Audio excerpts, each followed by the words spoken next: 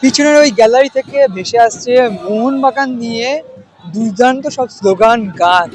আর কেন হবেই না বলুন, আজকে যে গর্বের 29শে জুলাই, ব্রিটিশদের খালি পায়ে বধ করার দিন, আর সেদিনই মোহনবাগান দিবস। আর এই মোহনবাগান দিবসে এবারের মোহনবাগান দিবস কেমন কাটলো মোহনবাগানীদের, মোহনবাগান ক্লাবে ঠিক কি কি হলো, সেই সব জানাতেই চলে এসেছি আমি। নমস্কার দর্শক বন্ধুরা, স্টারটাইম বাংলায় আপনাদের সকলকে স্বাগত। আমি রৌনক রয়েছি আমরা এই মুহূর্তে মোহনবাগান মাঠে, এবং যেমনটা দেখতে পাচ্ছেন পিছনে ফ্ল্যাগের সঙ্গে স্লোগান দিয়ে সেলিব্রেট করছেন সমর্থকেরা।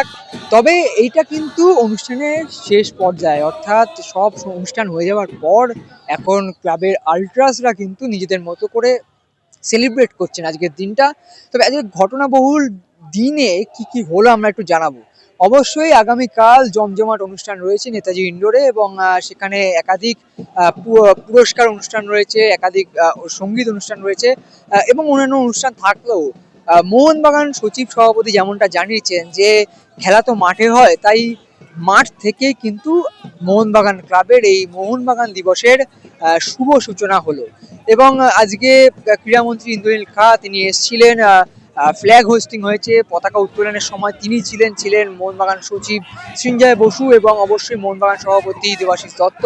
তিনজন মিলে এই বলতে পারেন যে পতাকা উত্তোলন করেন। এরপর সোজা তারা অমর একাদশের যে মূর্তি যেখানে ছিল, যেখানেও সমর্থকেরা স্লোগান দিচ্ছিলেন, সেখানে যান, সেখানে মাল্যদান করেন ইন্দ্রনীল খান এবং তার সঙ্গে সৃঞ্জয় বসু এবং দেবাশিস দত্ত।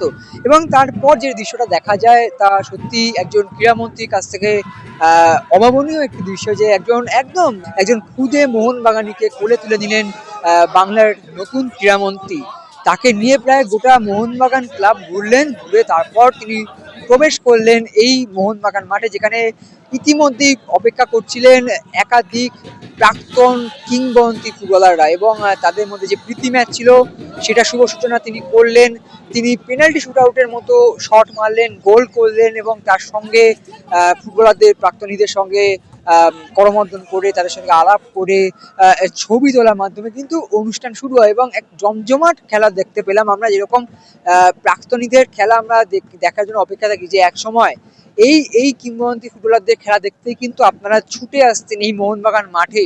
অবশ্যই 1911-র সেই ইতিহাসকে বহন করে যারা নিয়ে যাচ্ছেন একাধিক ট্রফি, একাধিক গৌরবময় অধ্যায়, একাধিক যুগ, সোনালী যুগ, সেই যুগগুলো যারা বহন করে এগিয়ে নিয়ে গেছেন সেই প্রাক্তনীরা ছিলেন মাঠে। তারা অসাধারণ কিছু ফুটবলের স্কিল দেখালেন, গোল করলেন, ম্যাচ শেষ হলো। এবং অবশ্যই আজকে অনুষ্ঠানের বৃষ্টি কিন্তু বাধা হতে পারেনি। এবং এখানে বলতে হবে যে মোহন জনতার কথা, প্রায় কয়েক হাজার মোহনবাগান সমর্থক, সবাই মোহনবাগান সমর্থক যখন অঝোরে বৃষ্টি হচ্ছে, সেই সময় গ্যালারিতে ড্রাম বাজিয়ে গলা ফাটিয়ে তারা কিন্তু মোহনবাগানের জন্য স্লোগান তুলছিলেন এবং উপভোগ করছিলেন আজকে তাদের গর্বের দিনটা। এবং অবশ্যই মোহনবাগান দিবস এবারে এই দুদিনে পালন করা হচ্ছে, এবং যেমনটা তারা বলছেন যে খেলাটা মাঠের, তাই মাঠ থেকেই শুরু হলো মোহনবাগান দিবসের পালনের শুভ সূচনা, এবং আগামীকাল থাকবে জমকালো অনুষ্ঠান। তবে যেমনটা দেখতে পাচ্ছেন, যতক্ষণ আমি এই আপনাদের সঙ্গে কথা বলছি ততক্ষণ নন স্টপ কিন্তু পিছনে স্লোগান চলছে, ফ্ল্যাগ তারা ওয়েভ করছেন বিভিন্ন রকমভাবে। এভাবেই কিন্তু মোহনবাগানীরা তাদের মোহনবাগান দিবস পালন করলেন। এবং 8 থেকে 80, 8ও বলবো না, বলতে পারেন 8 মাসের শিশু থেকে 80 বছরের বৃদ্ধ, প্রত্যেকেই আজকে ছুটে এসছেন এই বৃষ্টি মাথায় নিয়েও মোহনবাগান দিবসে নিজেদের প্রিয় ক্লাবে একবার ঘুরে যাওয়ার জন্য। এবং তার সঙ্গে আমরা বিভিন্ন রকম দৃশ্য দেখলাম। এখনো প্রচুর সমর্থক রয়েছেন, সদস্যরা রয়েছেন, এবং প্রাক্তনী, সব থেকে বড় কথা, যেমনটা ক্লাব কর্তৃপক্ষের তরফ থেকে জানানো হচ্ছে যে প্রায় 135 জন প্রাক্তনী এসেছিলেন আজকে, যা সত্যি অভাবনীয়। এবং সেক্ষেত্রে বাবলু ভট্টাচার্য থেকে শুরু করে একাধিক কিংবদন্তি ফুটবলারদের দেখা গেল এদিন মোহনবাগান ক্লাবে, মোহনবাগান মাঠে।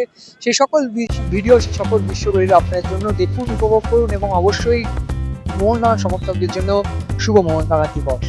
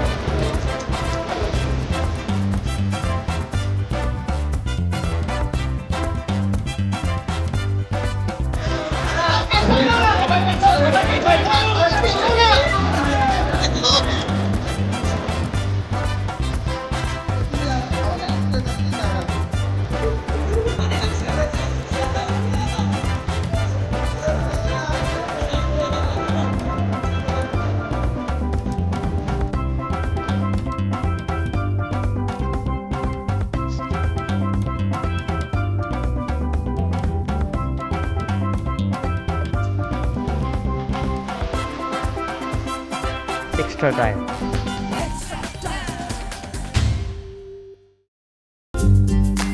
লেটেস্ট নিউজ আর এক্সক্লুসিভ ভিডিওর সঙ্গে আপডেট থাকতে এখনই সাবস্ক্রাইব করুন আমাদের ইউটিউব চ্যানেল। বেল আইকনে ক্লিক করতে ভুলবেন না যেন।